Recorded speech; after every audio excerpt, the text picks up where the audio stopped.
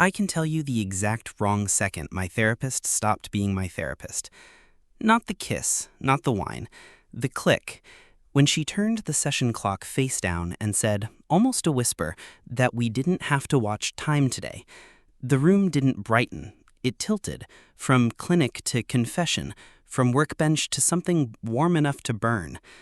My name matters less than my wiring. 34. Project manager at a company that believes deadlines are a moral category. Spreadsheet brain, runner's knees I treat like a project, a body that stores stress in the gut and pays it off at midnight with food. When my doctor asked how often I ate when I wasn't hungry and how often I kept working after I was empty, I said often to both and watched him write a referral with the steadiness of someone who has seen this movie. That referral carried me to a small office with a quiet hum, a couch that didn't demand a pose, and a woman who would become a lesson I won't stop learning from. I'll call her Lena. Late 30s. Dark sweater, sensible boots, hair always half escaping the clip. She wore a thin gold band on a chain, not her finger.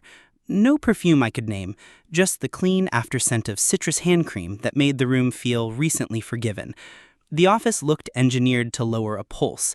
Lamp instead of ceiling lights, plant that had survived other storms, a bookcase of spines that announced theories I learned to pronounce, tissues that pretended to be incidental, a bowl of polished stones that gave restless hands a job. It was safe in the way hardware stores feel safe to people who like plans, every tool labeled, every aisle honest. She began with fences. Sessions would be 50 minutes. She didn't text except to schedule. If we saw each other in public, we would pretend not to.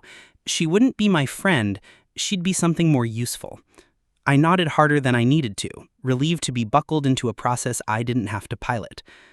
We started at the body, because the body was where my life kept voting.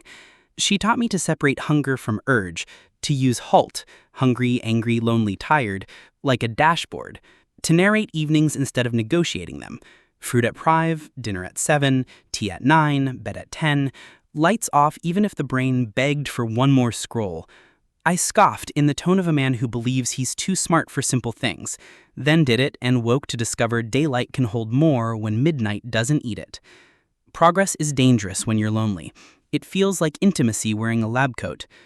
Lena was careful, but not clinical.